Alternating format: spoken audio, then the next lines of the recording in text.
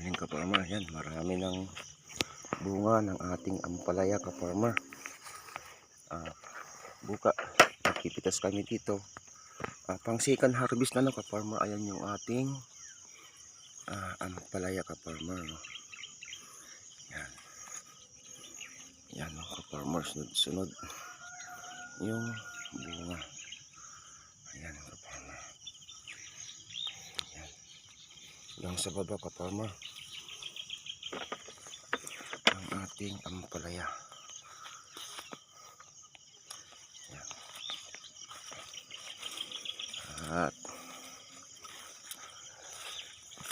medyo maganda yung presyo ng ampalaya dito sa amin ka-farmer.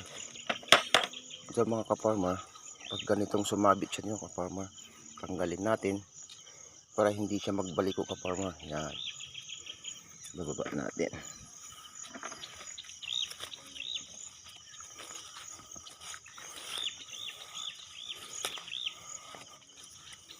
Yan ang ating update si Galaxy Max F1 po ito ka-farmer. Yan, yung Galaxy Max F1 natin. Ito naman yung talong natin na Calix to ka-farmer.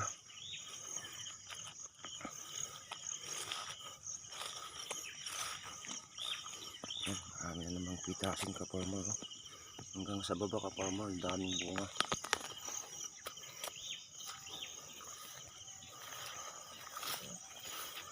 Yan ka-farmer.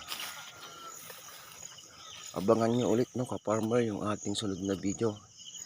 Itong ampalaya natin ka-farmer, pagka medyo mupa na yung bunga sa baba no ka-farmer, magkakating na tayo dyan sa baba ng talbos. At yung taas naman yung ating tutukan no ka-farmer. Yan. Ito naman yung ating mistisa ka-farmer. At tayo'y mag-i-spray ka-farmer sa ating talong. Yung ititira natin ka-farmer no, organic. At sana abangan nyo ka-farmer yung ginawa kong pang-spray na hindi siya insecticide no ka-farmer. Ano siya, kumbaga mga nabubulok na isda, mga prutas, pinaghalo-halo ko siya ka-farmer no, doon sa ating ginagawang pang-spray ng ating gulayan. Organic po siya ka-farmer, yung ating i-spray, dahil talagang mahal ka-farmer yung mga insecticide. Subukan naman natin ka-farmer, gumawa tayo ng sarili nating gamot no ka-farmer. Yan. At abangan nyo mga ka-farmer yung video ko doon na aking ginawa, at subaybayan nyo no ka-farmer kung ano yung epekto niya dito ka-farmer. Mayroong rin halong molasses yun ka-farmer yung ginawa natin doon, at saka brown sugar ka-farmer yung nilagay natin doon.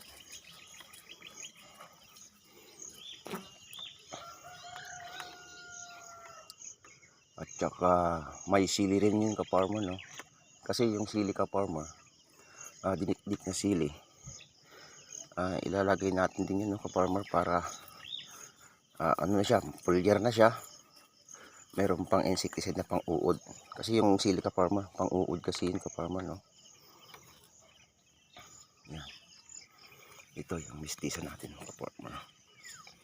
Hanggang sa susunod ka-farmer, abangan nyo po na naman no ka-farmer yung ating pagpipitas bukas ka-farmer. Namimitas na tayo ka-farmer, pangalawang harvest yun ka-farmer.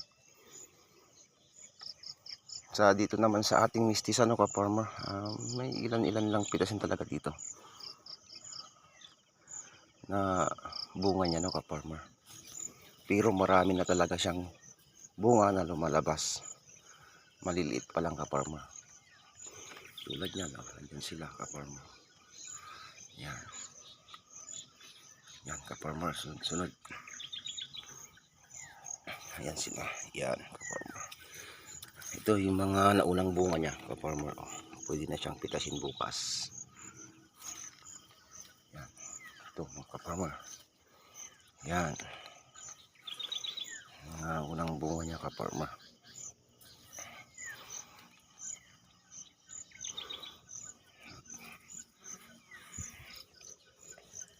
Hanggang sa muli ka-farmer, no? At maraming salamat po sa panonood ng ating channel.